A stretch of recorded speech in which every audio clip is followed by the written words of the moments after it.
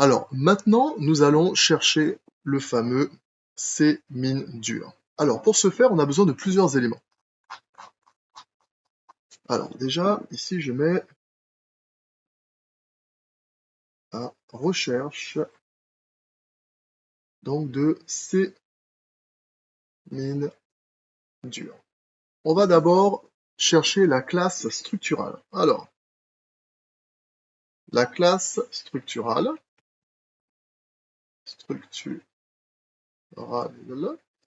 ici, donc au niveau des classes structurales, je me retrouve avec, donc forcément pour les bâtiments, donc 50 ans, ici, numéro 4. Donc numéro 4, S4. Je remonte et j'ai trouvé ma classe structurale grâce au tableau numéro 1. Ensuite, on va chercher la classe d'exposition. Alors, pour ce faire, on va remonter, on va plus vite, parce que sinon on va perdre un temps fou. Et donc, comme information, nous avons la poutre 1 à l'extérieur, à l'abri de la pluie. Alors, si c'est à l'extérieur, à l'abri de la pluie, je vais directement au tableau 2. Le tableau 2, ici, je vais aller très vite avec, enfin très vite, avec les moyens du bord. Tac, regardez ici, on a un béton extérieur abrité de la pluie. Et voilà, c'est magnifique, on l'a trouvé, c'est génial. Donc, ce sera XC3. Je remonte. Tableau 2, maintenant, on connaît, on sait qui c'est. XC3. Nous avons S4 et XC3. On peut passer au tableau numéro 3. En fait, oui, c'est juste un jeu de tableau. On s'amuse super bien. Alors, c'est parti. Ici, je me retrouve donc, je vais rechanger encore de couleur pour que ce soit plus évident pour vous.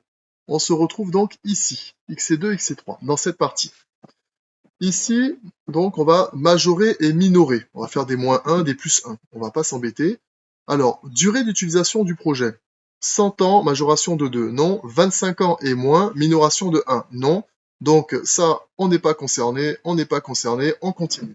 Classe de résistance. Si vous vous souvenez bien, tout en haut, la classe de résistance était là pour mon béton. Ici, j'étais à C30-37. Alors c'est parti, C30-37, c'est ce que j'ai.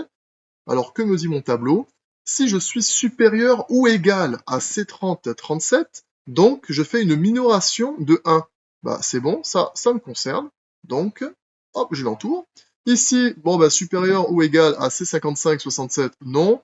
Béton de classe supérieure ou égal à C35-45, bon, on n'y est pas du tout. Ensuite, ici, on a donc enrobage compact. Nous sommes dans la situation, dans le cadre d'un enrobage compact, donc on a aussi une minoration de 1. On se retrouve donc avec deux minorations. Qu'est-ce qu'on va en faire? C'est magique.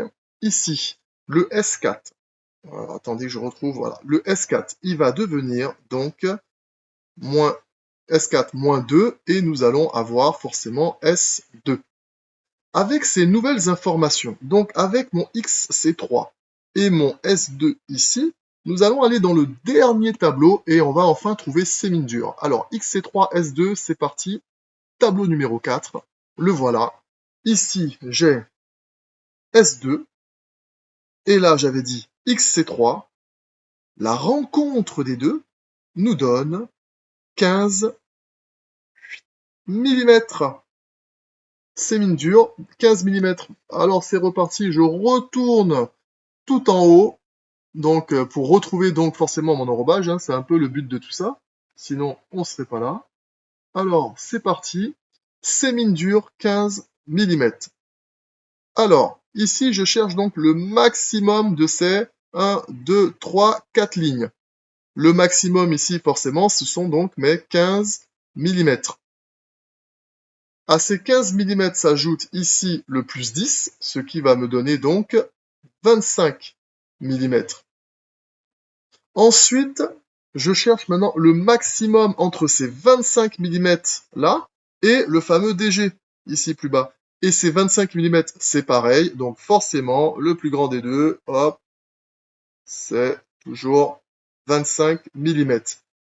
Et voilà, on a enfin terminé. Donc pour ma poutre extérieure à l'abri de la pluie, avec ses différents aciers principaux, cadres et épingles, j'aurai besoin donc d'un enrobage de 25 mm.